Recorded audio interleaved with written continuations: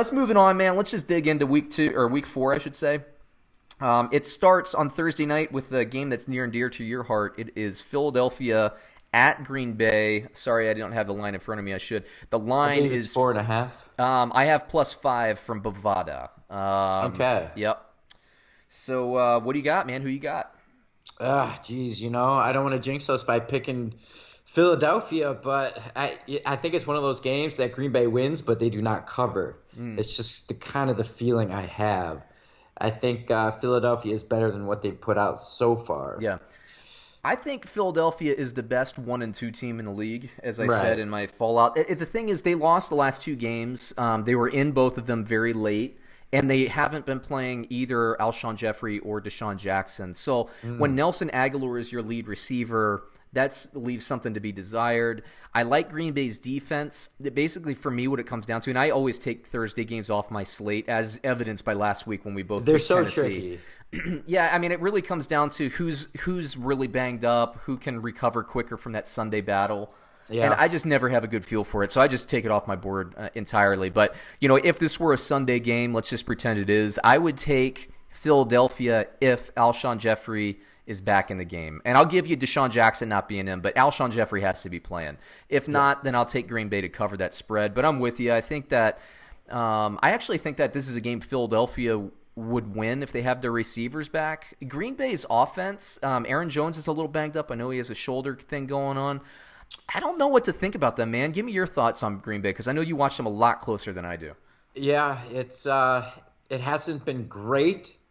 It's been good in moments, but it doesn't have the feel of a well-oiled machine. It feels choppy with certain drives of brilliance. And then beyond that, it's just been their defense playing lights out and just getting the job done.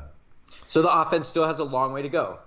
Yeah, and they commit to the run, which I like, but at the same time, Aaron Rodgers, at some point you're going to have to let this guy throw the ball, right? I mean, they haven't had to. They're 3-0, so you can't complain. And it's nice that they have a defense. It's nice that they have a run game. But again, you look at these stat lines, you're like, they haven't hit their stride yet offensively. Not even close. And so is that a good or a bad thing? I don't know. A team goes 3-0 and they haven't played even close to good enough offensively. I mean, they had that first maybe 2 quarters. The first half against Minnesota, they were lights out, and then there was nothing after that. Yeah.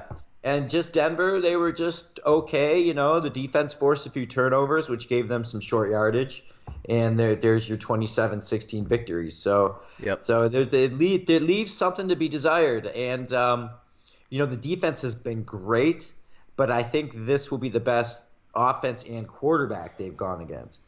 Well, Minnesota's good. Minnesota's got a good offense. Yeah, what concerns me is that I'm not convinced LaFleur is that good of a head coach.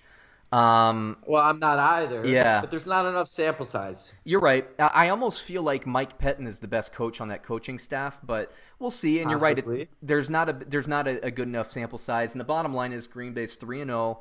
They're high on my list in terms of the power rankings, which I release early in the week now on Underdog TV. Once again, it's youtube.com/theunderdog.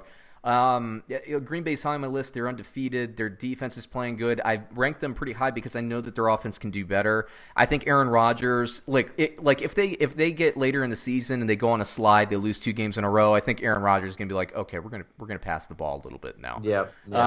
But they're 3-0, and not only that includes 2 division wins. That's a big deal. For sure. Absolutely. All right. Fantasy football wise, Thursday, I'm always a little skittish on that. I do think that Aaron Rodgers is going to be able to throw the ball against Philadelphia. They have been giving up some yardage. Aaron Jones, if he plays, Jamal Williams, I think they actually score evenly regardless. If Aaron Jones doesn't play, I like Jamal Williams quite a bit, but I have them both at a 10. Not great against this strong Philadelphia rushing defense. I think Valdez-Scantling does a lot better against Philadelphia than Devontae Adams does. So if you're playing that Thursday mashup or something like that, Valdez-Scantling is the one that I would pick. Philadelphia, I don't love Wentz against this Green Bay defense, but I'm very curious to see how. I think this is the best offense that Green Bay has played yet, so we'll see how that goes. Don't love either one of the running backs. Philadelphia, they did an uptick last week in productivity in the run game. They still have room to go. Again, if Alshon Jeffrey, if Deshaun Jackson play, I like those receivers better than everybody other than Valdez Scantling, who I have actually projected at a 23. I think he'll do very well in the secondary coverage. If you want a full rundown, check out check out Underdog TV, youtube.com/underdog. All right, let's